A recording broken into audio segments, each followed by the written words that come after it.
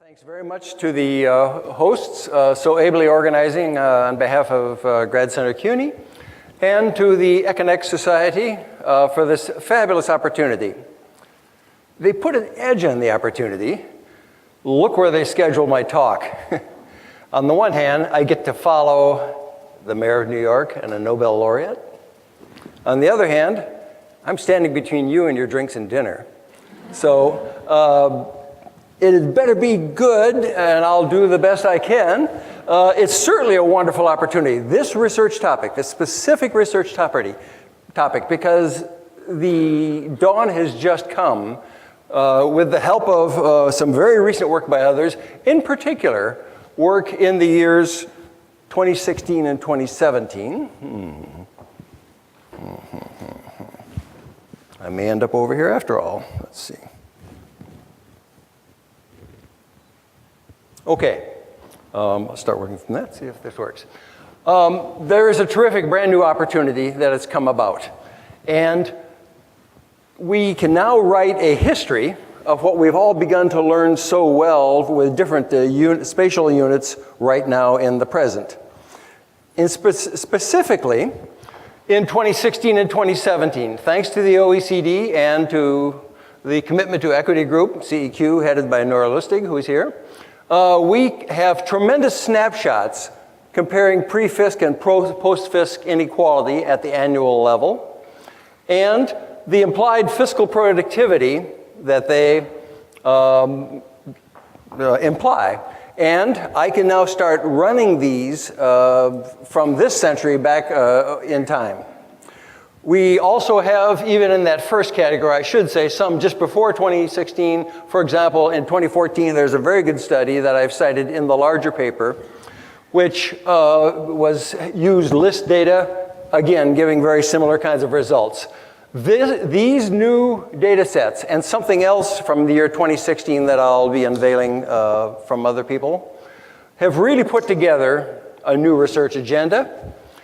And we also have a start on the actual historical dimension, thanks to these two studies cited further down here. First, the team of Thomas Piketty, Emmanuel Saez, and Gabriel Zuckman, tomorrow's speaker, for the United States, back to the early 20th century, sort of, and the BHW team on Sweden, both of them having just published, have given us actual wonderful histories that I'll be making use of here.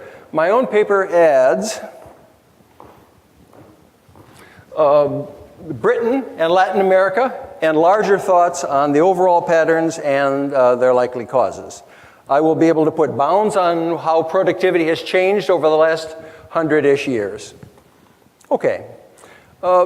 These tentative findings, very tentative, very sweeping, seem to emerge. First of all, progressivity is very young and nearly global. Any country supplying adequate data, and probably for most of the others, government budgets do shift resources from middle to rich to poor today, but they did not do so a century ago. So that's new. And since the 1970s, whatever you may have heard, progressivity has not been reversed. I should add the word yet. And I want to look at the prospects for that.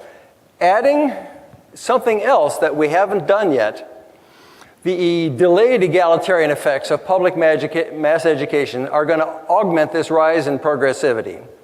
Let me just say now, as I might do again later, all of the annual comparison of pre and post-fisc inequality basically takes public education and equates it with babysitting. There are no effects beyond this year, right? And you need to trace this out. After all, no incumbent politician could say that everything that's being done happened on his watch. All of these things come from deeper in the past. We need to get some kind of intertemporal accounting that gets after that. And as a corollary, number 4, the rise that we see in inequality before or after the effects of government budgets since the 1970s owes nothing to any shift away from progressive redistribution. You may, if you wish, add the word yet. Okay, and then finally, the future of progressivity is immune to many widely imagined threats.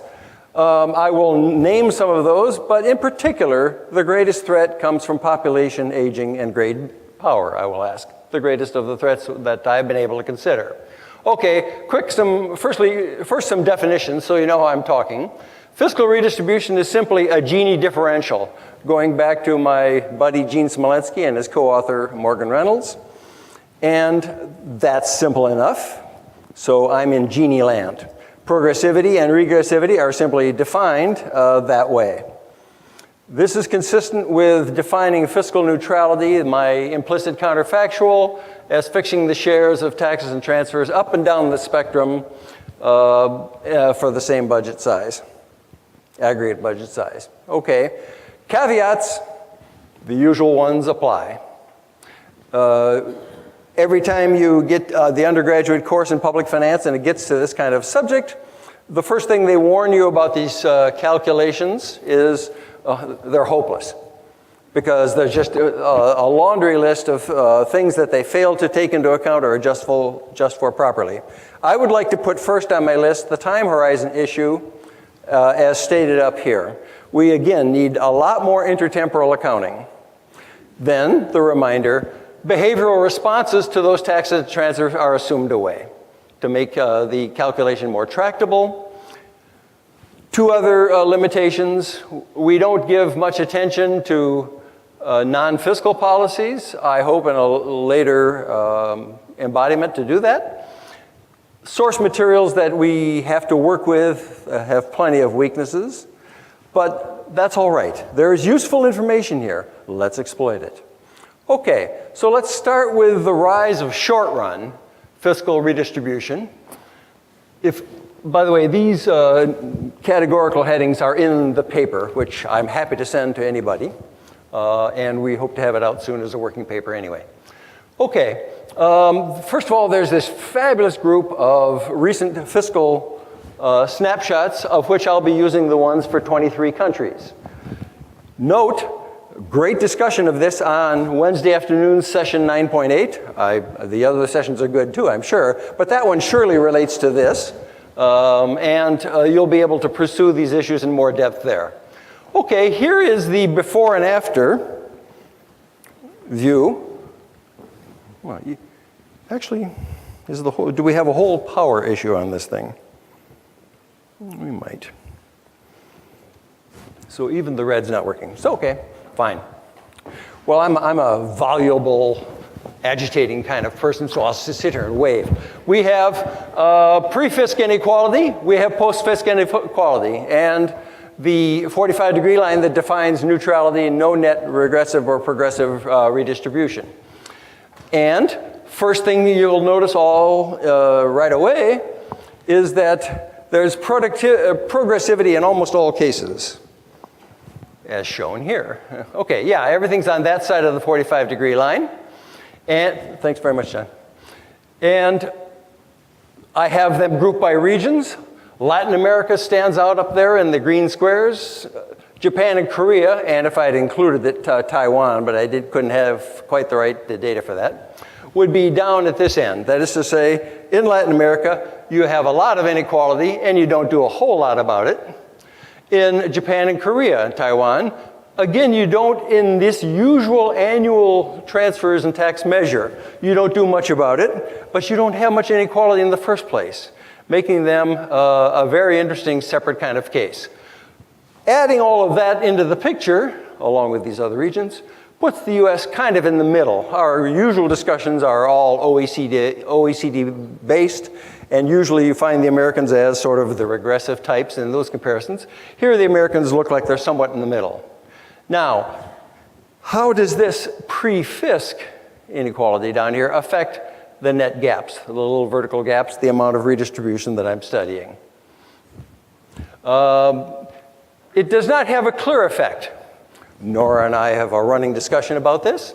And there's two different possibilities. Suppose you had median voter kind of Meltzer-Richards sort of thinking, you would say the greater is pre-fisc, well, skewness, mean relative to median, the greater would be the tendency to do something about it, and that should have given us, internationally at least, if everybody was drawn from the same urn, a very flat kind of curve.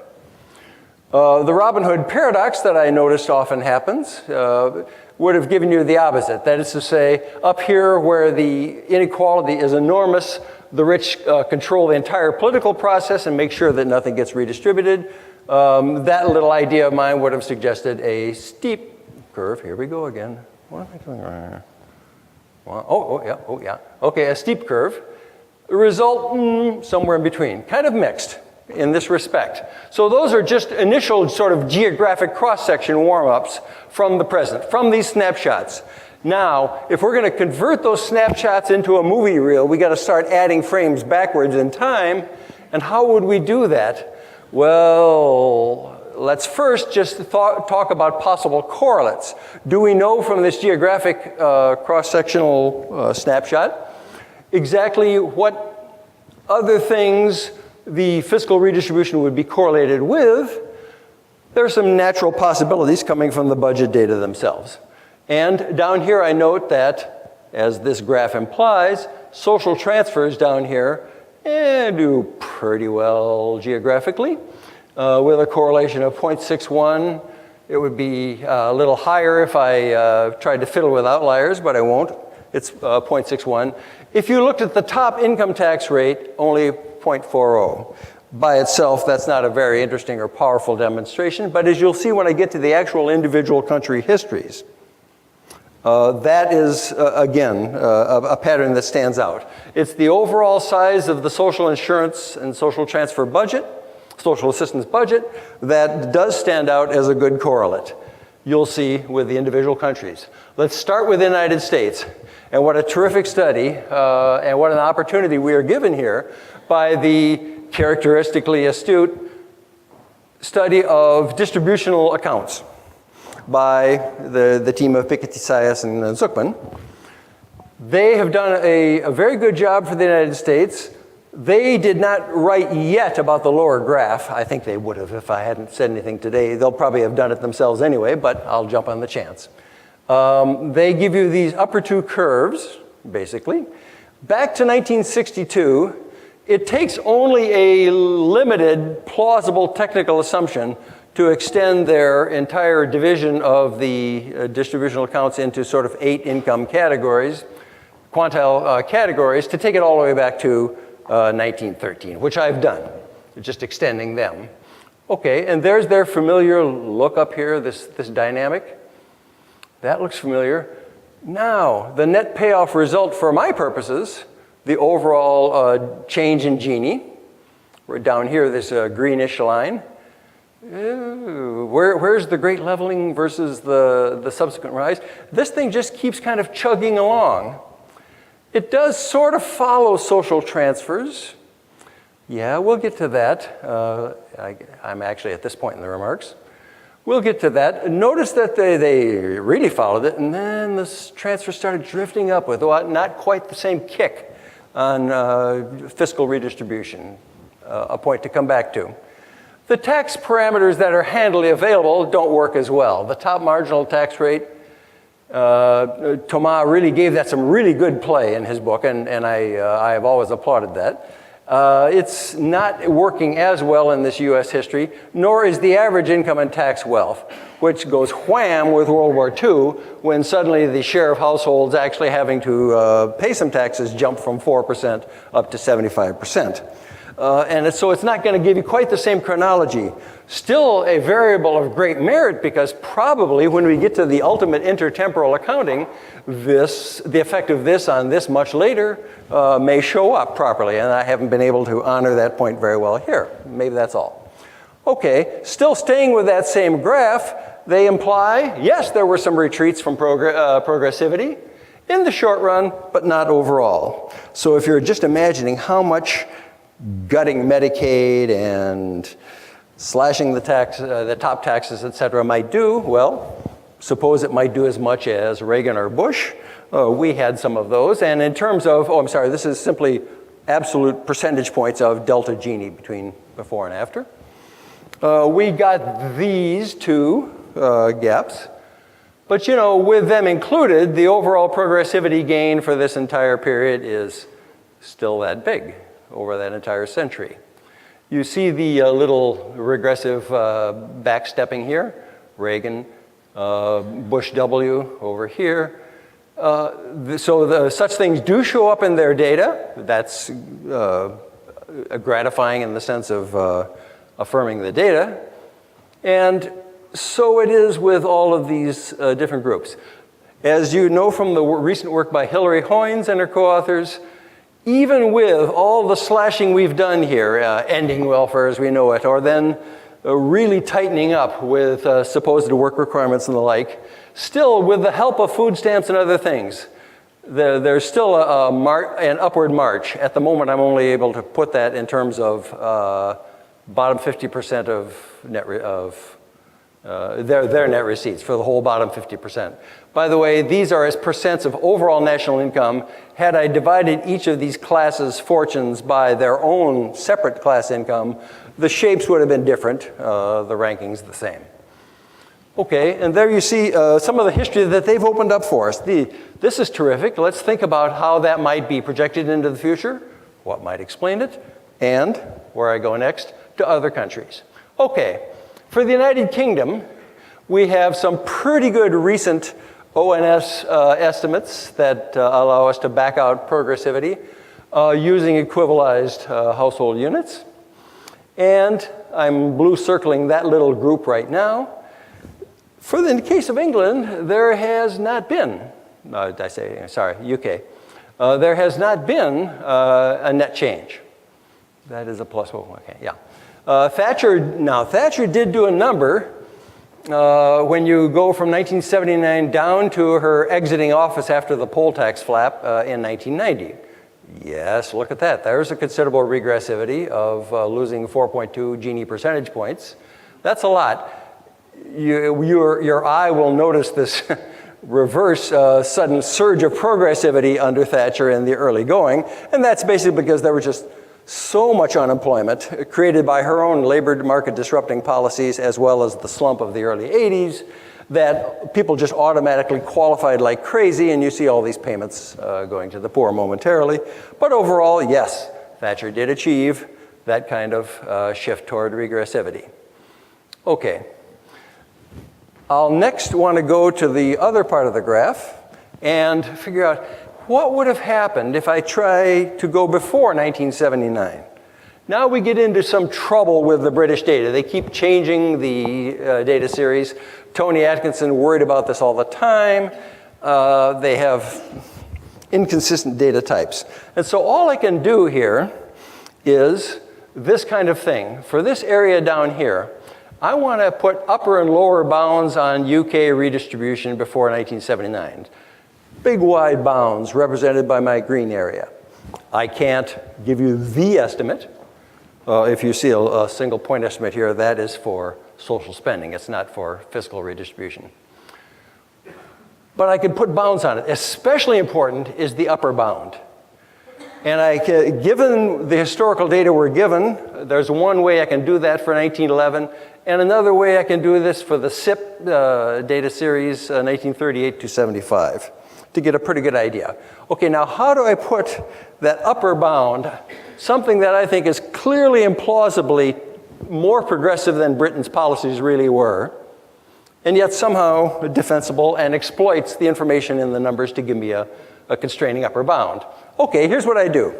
I use what I call the Dennis-Moore procedure here. That is to say, I come up with something that's implausibly progressive, drawing inspiration from this ridiculous example. Those of you of a certain age may actually recall the original, if not, V-Day YouTube. Dennis Moore, in this long series of episodes, goes robbing the rich at gunpoint. He's 18th century. He's a sort of a Robin Hood wannabe. And taking all their wealth that he can take and giving it to the poor. He just keeps doing it again and again and again. This served several weeks on television, these repeated episodes. until he's getting down to this point where from the rich turned poor in their now gutted manor house, he's got them down in their underwear eating gruel. And the poor, meanwhile, on which he's delivered these goods are becoming increasingly condescending about the shoddy wares he's been bringing them from them lately. And this goes on, and then only finally in the final episode does the subtlety of the Lorenz curve actually kind of get to him. Wait, what have I just been doing here? I've been taking from the poor and giving to the rich. And his quote was, blimey, this redistribution of wealth is trickier than I thought. Okay, so if I just use exactly his example, I wouldn't necessarily get the most defensible upper bound, but that's the idea. Do something of that sort and constrain his ridiculous exercise by having him strip the rich of only all direct taxes, whether the rich paid them or not, and give to the poor what the government delivered in social spending to anybody, poor or not. And when I do that, I start to get this upper bound on this. And one of the benefits of it is that this constraint, using the available information with an arguably too high estimate of progressivity, puts us down at 6.1% back here. There couldn't have been more than that. And on it goes. Basically, all of this earlier history is below this more static movement of progressivity since 1979. The one episode there mentioned here in terms of its change of genie was that the fiscal redistribution could have been as high as 12.9% late in Clement Attlee's government. Okay, so there we have a point. Britain clearly achieved this and achieved most of it within the 20th century, like the United States. Okay, now the third excellent case, and I highly commend this study if you haven't been able to sit down and read it yet in the Scandinavian Journal of Economics. BHW, Daniel Wallenström is my main correspondent, who has been helping me out with this, has these two upper graphs here where they give you annual inequality before and after taxes, but they are also able, thanks to the usual fantastic dimensions of Swedish giant data sets and Dutch and others that have these properties, they're able to give you not just these annual measures, which I will go on to pursue, but also in their article, they feature a lifetime measure. You're not going to be able to read it from the annual measures, but for the cohort born from 1928 to 1948, they were able to follow from 1969 to 2008, 1968 to 2009, the entire lifetime, adult lifetime position of those people, some of whom had become retired. And they're able to show you, as we long suspected, that the lifetime gaps are less than the annual gaps, but that they look very sensible. They're like something Lee Loyal did earlier, but now more thorough. And one of the things they show you is that fiscal progressivity, defined relative to the constant shares of income yardstick, has more kick on the expenditure side than it does on the tax side for Sweden, despite many things that have been said about Swedish taxes. So there are their two curves. I extract my green net fiscal redistribution curve from them and have a side discussion about those other two correlates. Note that from a peak in the early 80s, when basically the tides of class warfare were going most in favor of the left, they have had some retreat since then. Sorry, I don't have that number up here, but there is some retreat since then, with a little blip here that's cyclical. What looks like a sudden reversion of progressivity is actually a moment when Sweden changed their institutions away from that in the Lindert report. But basically coming from the early 80s to the present, some downturn, but even for Sweden in this case, when we go back to those earliest data in 1968, there's still a net gain in progressivity. And I also add in the paper the point that the progressivity has to have been greater than it was way back at the turn of the century. Sweden, like Britain, the United States, and really everybody else, distributed almost nothing from rich toward middle toward poor as of 1910 or 1911. It was an extremely unequal society, everything you know about the Sweden we all grew up with is since the end of the 1920s. Okay, and here I say here, I've got it back, I can defend getting that back to 0 back at this time. So again, Sweden, like everybody else that I've been able to look at in any detail, has this 100 years of shift toward progressivity. Okay, Chile, bear with me a little bit. The paper gets into this in more detail. This is complicated, but I felt I had to really put Chile into the talk because it's just so dramatic, the swings in fiscal redistribution. You want to be encouraged by the thought that, or enticed by the thought that this subject really does have dramatic swings to talk about. Well, Sweden's a good one. Aside from countries with communist revolution, Sweden has the wildest swings of the data supplying countries. And I put it here not in change of Gini form, because in our study, our being Letitia Arroyo-Abad and I, were able to just kind of follow the quintiles, and we didn't do Ginis. But from Frey through Allende, Pinochet, and back through Concertación to the present, we have these wide swings. Early on, there was some progressivity, giving the taking from the top income quintile 1.5% of GDP, and whoops, then they suddenly got things given to them after the coup under the dictatorship. That stopped and then was definitely reversed under democracy. For the bottom, the opposite story. And those are dramatic. What's behind all of that? Well, obviously, it's the politics, the wide swings between left and right. But in particular, pensions were at the heart of this story. Let me just give you a little bit of clue of what I'm talking about here. Chilean pensions are a difficult and fascinating issue. They need to be discussed. We've discussed them more elsewhere.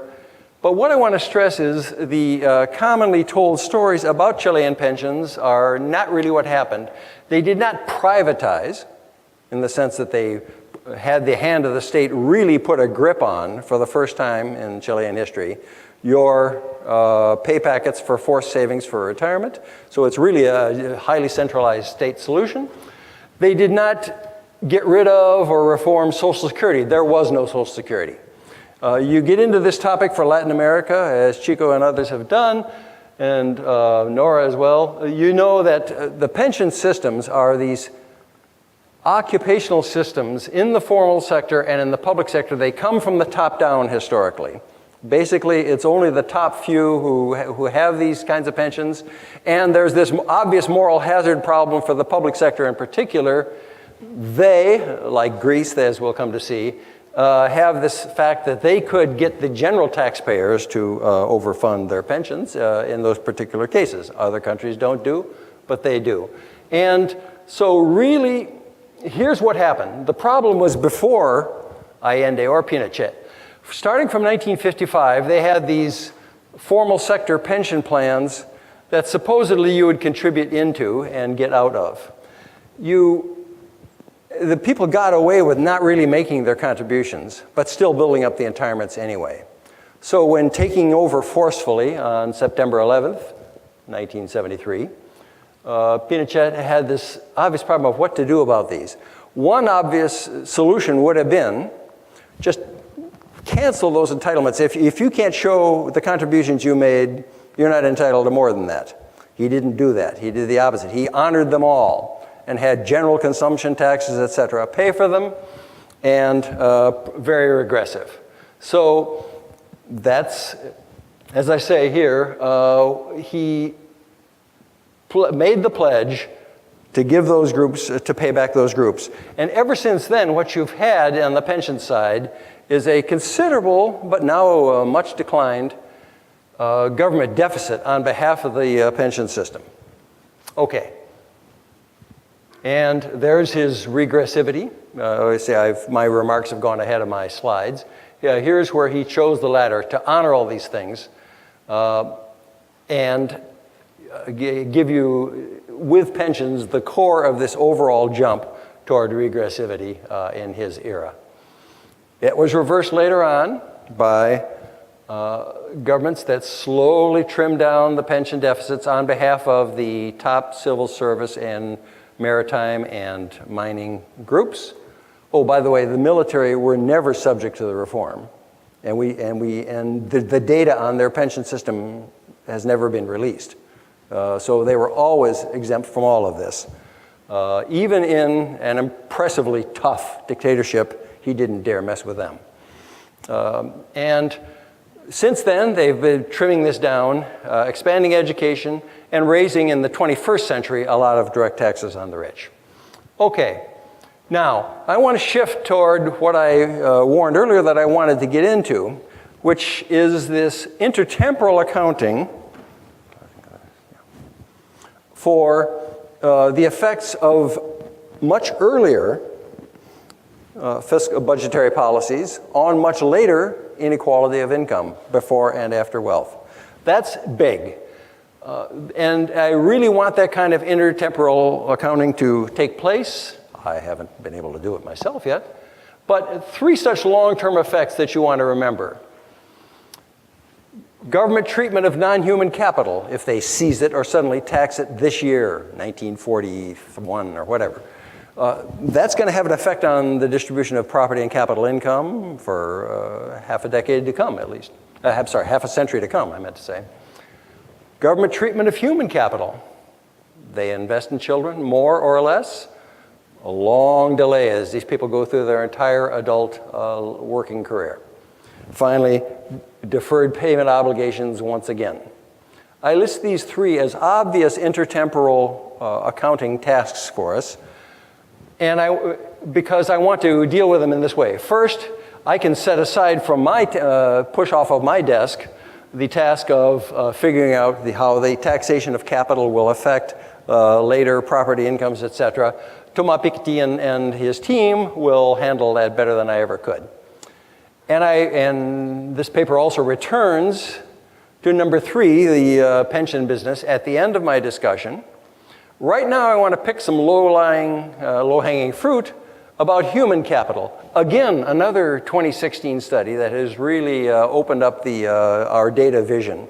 This is Lee and Lee, where Junghwa Lee is the Barrow and Lee co-author. Lee and another Lee, I don't know if they're related, there are a lot of Lees in Korea, have come up with a terrific data set that you can download. It gives you the enrollment rates for dozens of countries around the world, back to 1820. And then the adult education attainment rates, years of schooling by category, 1870 all the way to 2010. That's useful. I want to exploit that. Now, watch my pivot here. Suddenly, wait a minute, this was fiscal redistribution. How did he get to the enrollment, the educational attainments? Here's how. I really want to make the entire trip from government contributions to public schooling and its inequality by level. Money. All the way to money, which is the inequality of the effects on their adult earnings, career earnings, of having these differential contributions from public education. That's what I want, from public money to money. And the first step is easy, especially in the earlier history. If I just tell you this amount of education was provided, I can just wave my hands and say that's provided publicly at a taxpayer expense. Because there is no country that has successfully ever had as much as a quarter of its primary and secondary budgets done privately. Those who tried early on gave up. Britain was a little bit slow, still trying to hang on to this old system and appease the churches. In the 1870s, by the 1890s, they had given up and they ran ahead of the Americans in this respect. But everybody does mass basic education publicly. So if I simply show you the education achieved, I'm showing you something achieved with taxpayer money. And we'll come to the other end of the spectrum, which is the effects on their earnings. Okay, but here in the middle, thanks to Lee and Lee, I've got 2 things. The 140 years of adults' average schooling in 14 different countries, some on the screen now. and the inequality of adult schooling. Now, I ran out of time before today. What I want to do is to make the set of countries you're looking at here be the same as the set of countries over there. Sorry about that, but these were from 2 different papers. But you can get the point by following the 2 that are on both diagrams, UK and the USA. So the USA starts off as an enrollment leader, and the UK takes some time to catch up, but they do in the average enrollments. What's interesting about UK and US over here, where this is a Gini in terms of years of schooling completed partially, stages partially completed. There's 8 categories: 0, partial primary, partial secondary, full primary, partial tertiary, full tertiary. That makes 7 categories so far. And you can get a Gini of years, if you got interested in sort of Minsterian sort of topics, by just calculating and graphing that historical inequality. Now, gosh, here comes the UK getting down here like this, and up here UK doing like this, closing in the United States. It almost looks reciprocal, like the Gini is almost like the reciprocal of the average. And that is actually kind of the way the pattern looks. So I've got a bunch of different countries here. Sorry, Russia on that graph will end up on the other side of the next graph. Okay, so here again we have the growth of 4 Eurasian countries, average incomes, average years of schooling of the adults. This is all adults 15 to 64. This is not enrollments. And Japan's way ahead. Russia starts to catch up, especially with the Soviet era. China quite a bit behind, and India definitely behind. There should be, by the way, a gap in the Chinese data here. Li and Li were getting a little over courageous in trying to say that they had data from this era. So there's actually a gap like there is over there. Okay, and when you look at the inequality of that education, you're looking at the same thing. It looks like the same curve, upside down almost. The rankings very much the same way. And one reason why I want to put these side by side is because when I want to talk in our ultimate intertemporal accounting about the effect of this on later progressivity, I really want to you to imagine both channels. Over here, no problem. Inequality of education going to inequality of income, that's pretty direct. Over here, average level of education going to inequality of income, yes, through factor market effects and the decline of skill premia that it should have produced. So those countries, and then for Latin America, again, Chile and Cuba are the easiest ones to follow here. Chile is generally a leader, so is Cuba after Castro, in terms of years of schooling.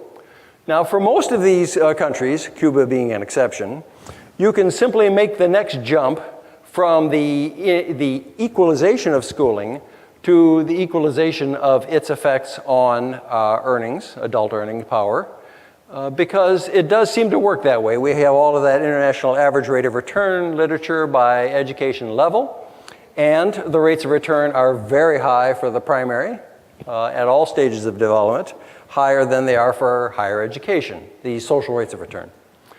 And so I feel I can follow that. Cuba's an exception because in Cuba you have this peculiar case where they do a terrific job of getting everybody schooled, and then the doctors will drive taxi cabs, et cetera, because there's the rest of the economy that is still something they haven't worked out yet. Okay, now who was behind here? Think of Guatemala in this chart, India earlier, et cetera. There is a general pattern that you could tease out of history to show that, again, government policy is responsible not only for the rise of the average schooling, but for the inequality of it. And it is a deliberate policy, it seems, to have highly unequal subsidies to the different levels of education.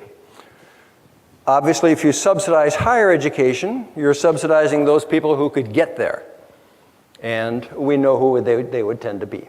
So consider this ratio as a simple kind of first pass clue to where you should be looking to see the effect of elitist policy, elitist control of government on the distribution of educational expenditures.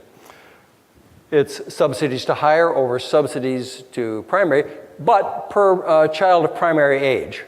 The elasticities won't be the same, but I want to slap together the participation rate down here at the bottom, which is one of the most important dimensions of educational inequality, and to get the primary school age population in there, not just those in school, and look at that kind of ratio. Now that ratio tends to be between 1 and 2 today. You would expect it to be over unity because the difference in the products, higher education will be more expensive per pupil. And it tends in the OECD countries to be like that. Look at the history of these other countries and the possible first pass usefulness of this indicator in showing you about them. In other countries, this is 7 up to 20. As of 2005, this list of countries from Asia and Latin America are included. And that does include China now, which still is just doing wonderful jobs. Gee, I just got some of their subsidies last week. For higher education, and still a little bit slow on improving the quality of schools inland to the west. But, you know, more famously so India and these others, okay? So if you wanted to imagine the contribution of government policy to inequality through education, that's a way to go. Okay. Yeah, we'll have plenty of time here. We'll do okay. Okay, now, do any of these correlates or determinants that are discussed in the literature or in my talk carry on into the future if we had, say, peace? Peace would be nice. Suppose we have the absence of the wars and revolutions that have clearly had a major role in causing equalization of incomes in the past. Okay.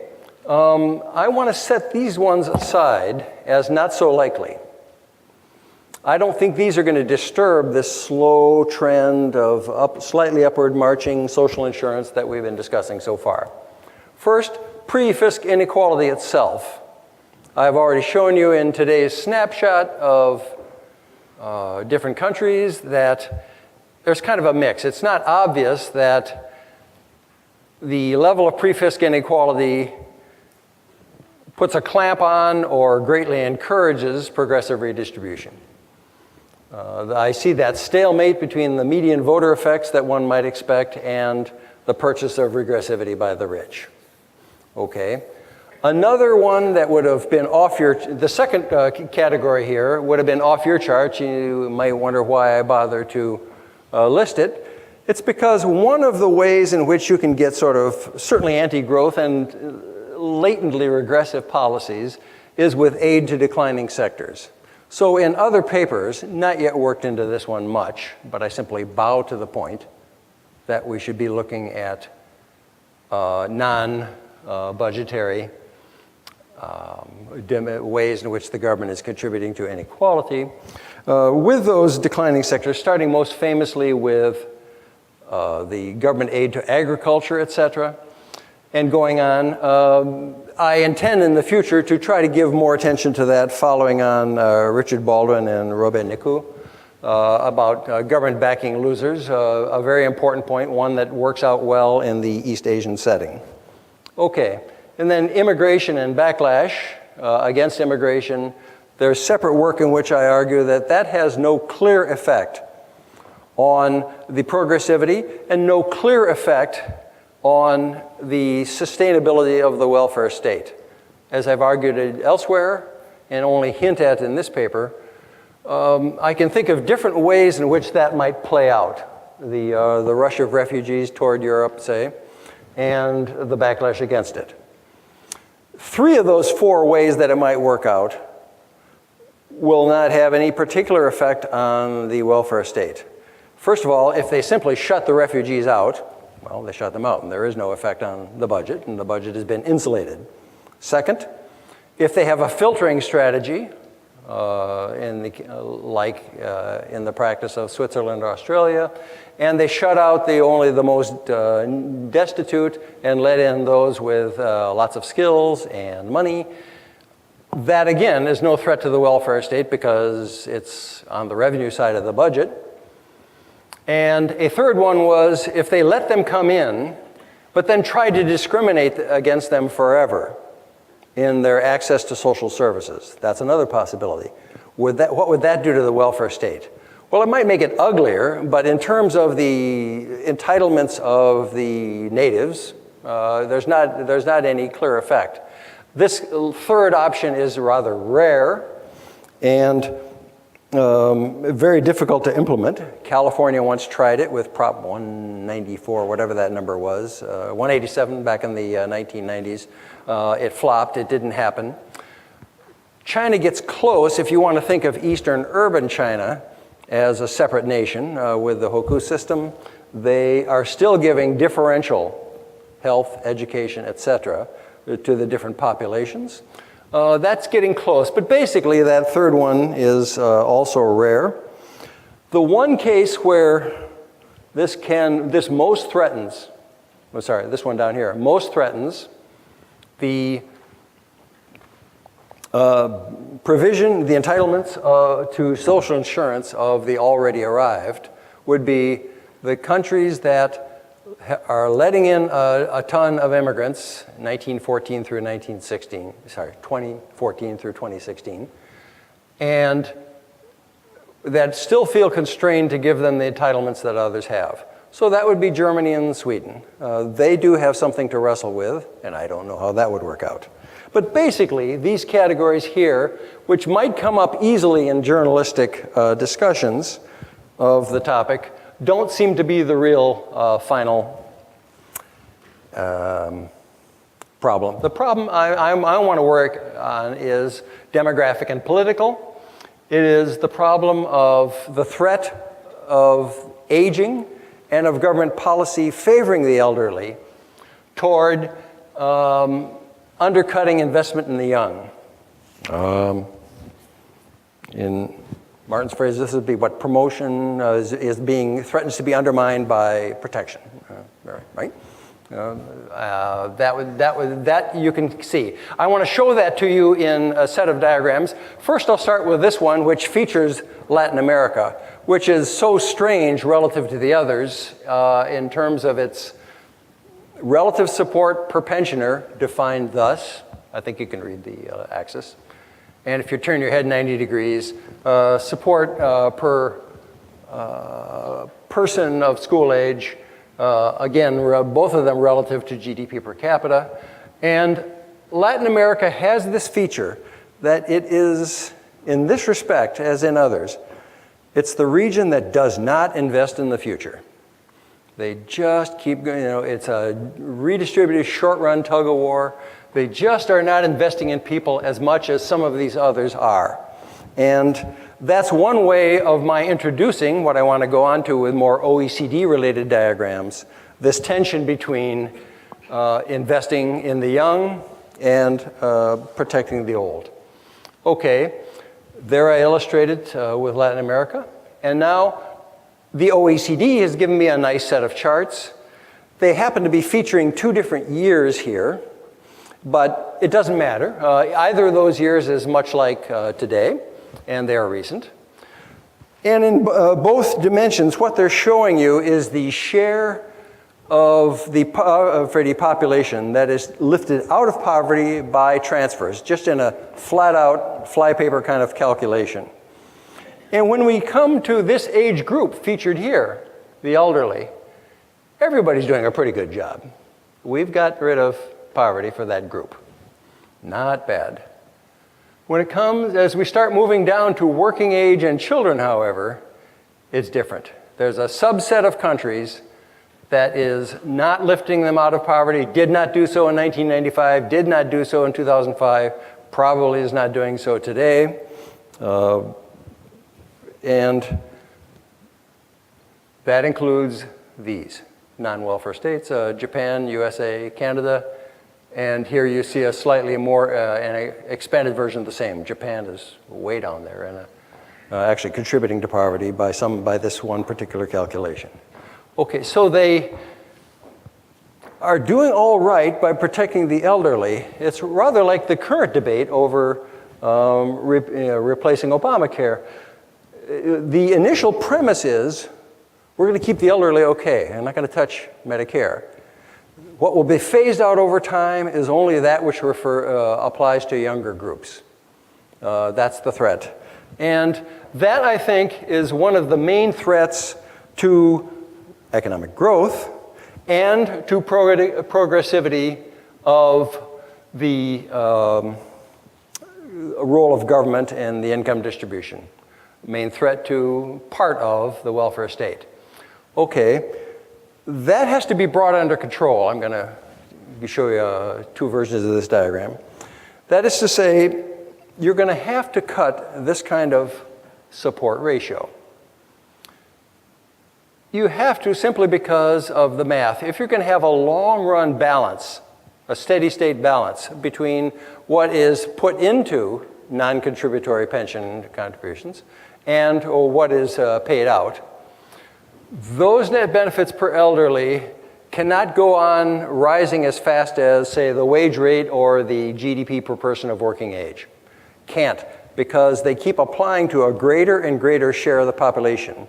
I use here the elderly, not the retired as such, but you'll think of the obvious ways of relating the one to the other. Okay, there must be a drop. Now, at the moment, there was a drop by Chile, which came out in a weird way out of nowhere, as I say there. Chile's case is kind of weird. They did achieve something like that drop, but I want to stop Chile's photobombing this entire figure and get them out of there. Let's go look at just the others. And here we have my only glimmering of a country that seems to have gotten this under control so that it looks like it's achieving a slight downward drift appropriate to the upward drift of the elderly as a share of the adult population.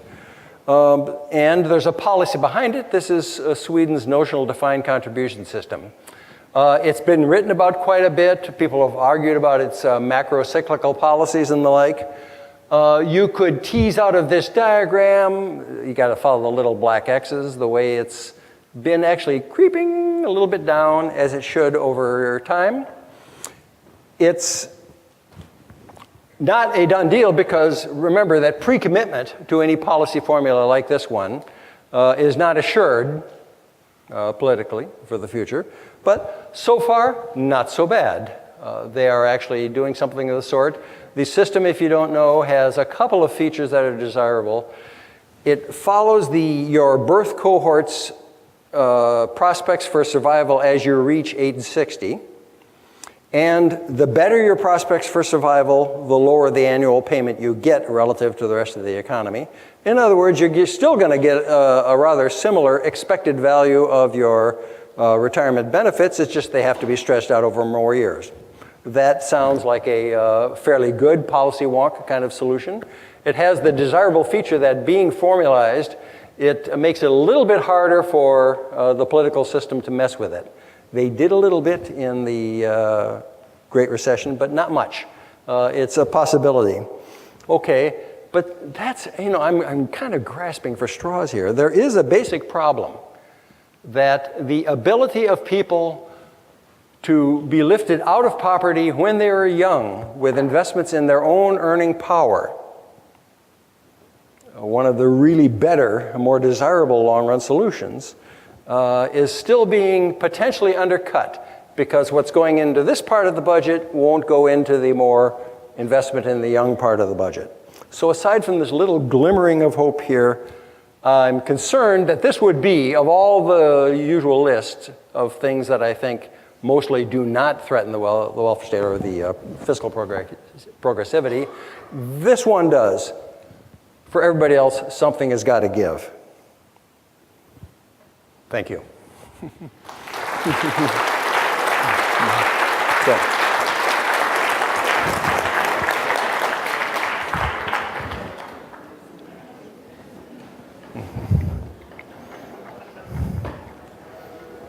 Well, I'm very glad to say that the talk we've just heard lived up to our expectations of this long view.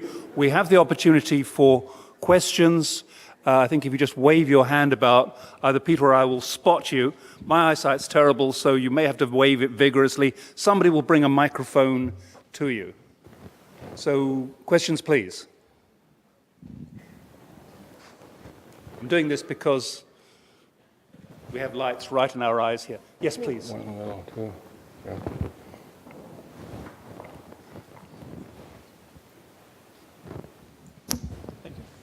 So, hello, I'm Mikkel Hamilton. I'm from the OECD. So I'm a bit puzzled by your picture on the trend in redistribution. So you have this really long perspective showing that basically nothing happened, or at least... Over which distribution? So what you call progressivity, or the difference in the Gini's, right, before, after fiscal intervention. So... But this is the long-run perspective, going really long back. But if I look at more recent OECD publications and OECD data going back to the mid-80s or mid-90s, then you see a clear downward trend in progressivity or redistribution among OECD countries. So my question would be, who's right? So maybe the issue is the baseline or the perspective. So if you focus only on OECD countries, highly harmonized data, you see small decline, but a clear common picture.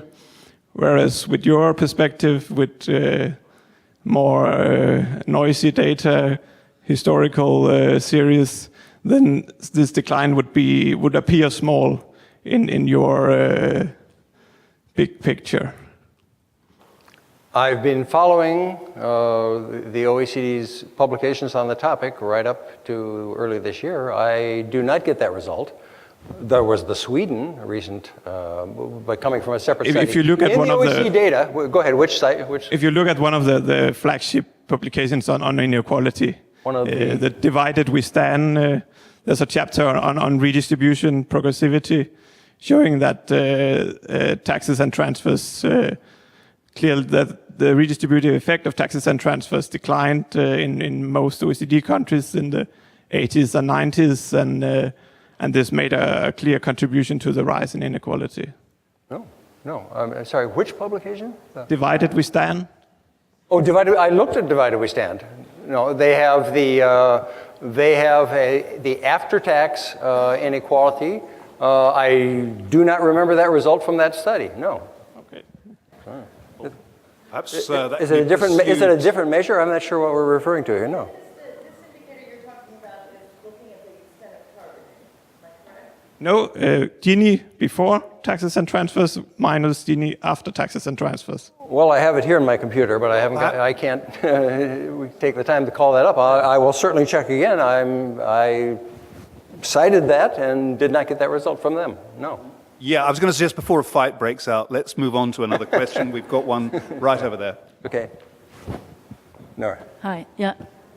I'm going to ask you, I'm Nora Lustig, and a couple of questions. One, when you compare the ratio of spending on higher education and primary education in advanced countries today with what middle-income, low-income countries are doing, I wonder whether one should not, the right comparison be, what were the advanced countries doing when they had similar income per capita? Oh.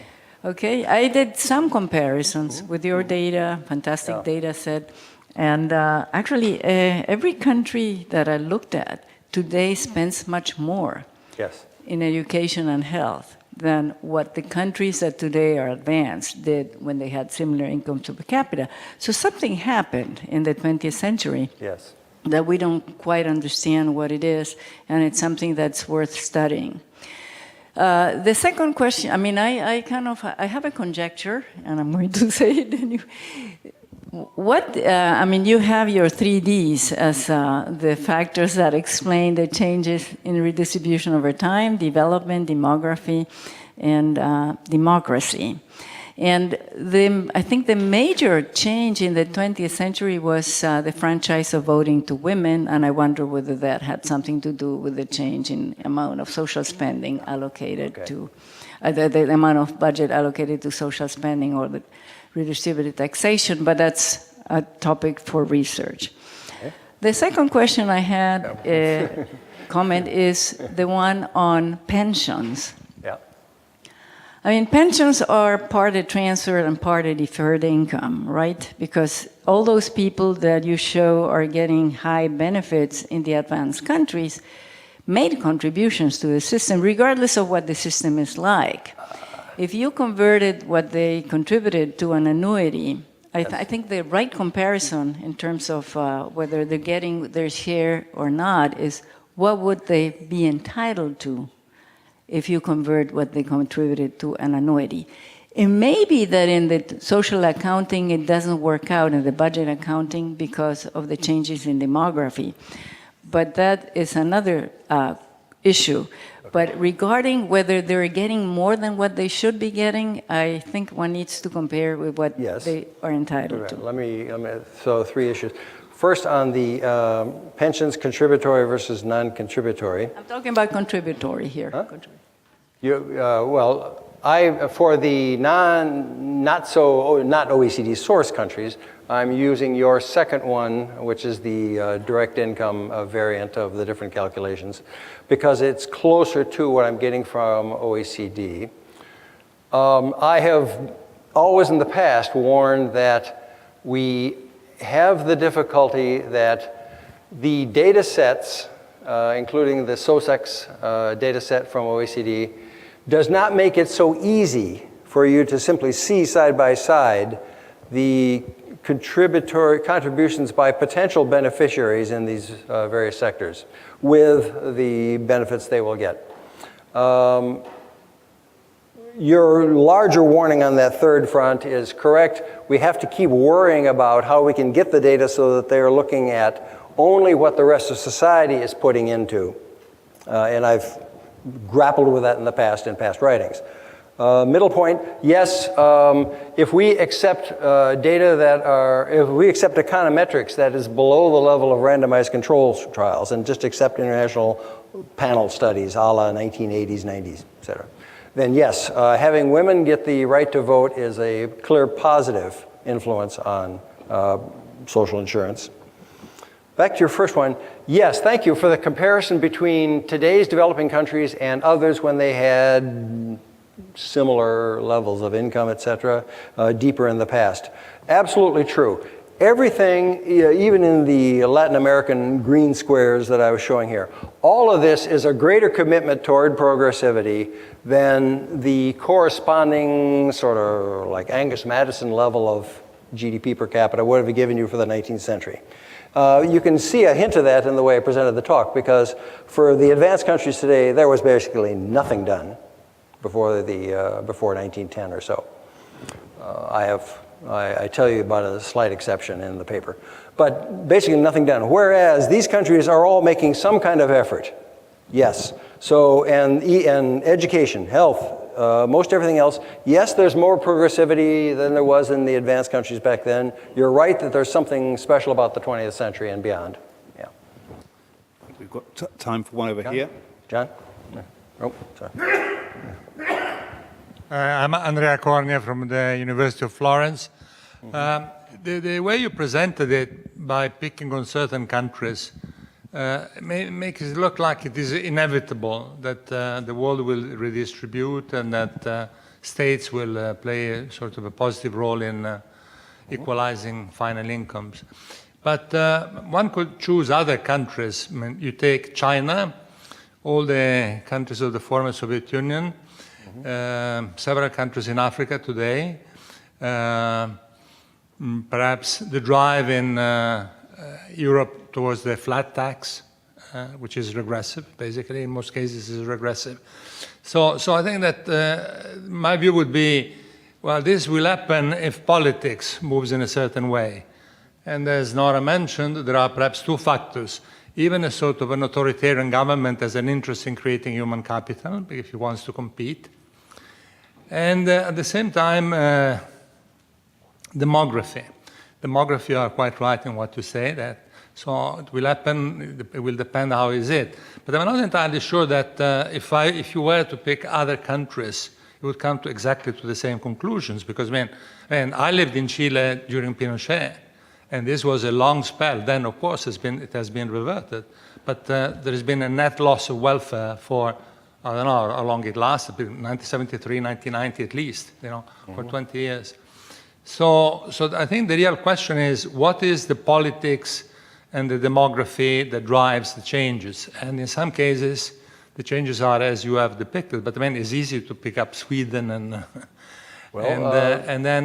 so I would take the counterfactual, so the countries where things have gone the opposite direction, and then see which are the factors which are differentiating them. Where do we have the numbers that show that other countries have, in fact, gone in the other direction over time? That's my provocation, my prod, because I think that's hard to find, 20th century and 21st. Some country that clearly today is much more regressive than it was 100 years ago, I don't think that exists. I don't think that exists. Well, China.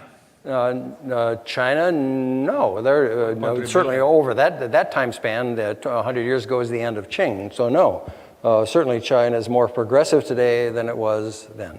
It's not more, if you wanted to cherry pick, let's say 1957 versus today in China, you could get a less progressive redistribution today. But you're going to have to strain to get that comparison just so. You're going to have to really be selective because the general pattern is not in that direction. I should mention, taking the opportunity, one other case that I do discuss elsewhere, not in this paper yet. There is somebody else who has, let's see, in the non-democratic countries, there's somebody else who clearly seems to have channeled away from the elderly a lot of investment into infrastructure, higher education for the young, et cetera. That would be Singapore. Singapore has done this in particular, but they are very murky about how they've done it. They do not release the figures. There's no transparency. They don't cooperate with the OECD on data conventions, et cetera. There are other cases, in the spirit of your question of reaching out among the usual, cheerfully data supplying countries. There are other cases where things look different, but that again is not regressivity.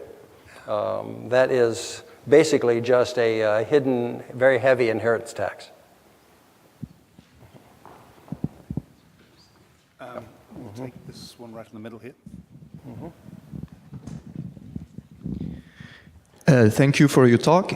Would you have anything to say about the distribution of redistribution in a way? Because it could be that let's say the top one do not participate in any way in this redistributive pattern that you see, and it's all concentrated by, it's all the upper middle class basically taking money from the upper middle class to the lower, to the bottom of society or something like that. And by looking at the Gini, in a way, we don't really know that. So do you have anything to say about this? Who basically participated in this redistributional pattern that you show? That's a good question. And I've not been able to work through, subgroup differences, except as you will have seen on the screen for the United States and Chile. There I had different groups and how they were being kicked around, or favorably or unfavorably. And there we have some hints. If you wanted to get down to the finer level of what's happening to the top 1% versus the top 10, et cetera, I haven't done that yet. And my sources haven't either. But yes, that's waiting for us. And there's always this question of, once you settle on a definition of middle class, a nasty thing, which I continue to have trouble, then you can go ahead and probably get some really interesting press commanding results about the effect of this on them. But haven't done that yet. As you can see, to shorten my task, I've just trafficked in the Ginis. Yeah. So we have time for one more. Mm-hmm. There is a question right here. One there, thank you very much.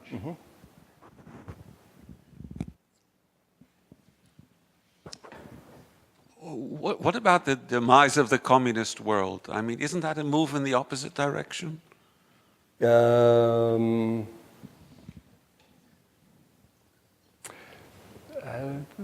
requires, well, let's see, I can remember this being discussed in the late 1990s. That's a little tricky. You actually have to feel you have good data on the distribution of privilege when the party was still in power. As a militant empiricist, I think I better beg off until I've seen measures that look convincing to me. Branko may be able to give a quicker summary on that, but I just have a little bit of trouble. And remember, they didn't just all become libertarians when the Communist Party broke up. They're working very hard. You saw some of them on the graphs trying to help out with education, the elderly, et cetera. So I'm just not sure.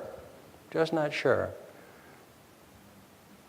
Well, on that note, I think it's the hardest question perhaps there for the last. We want to thank you very much, Peter, for Well, thank you, Frank. fascinating talk. Thank you all. Thank you all.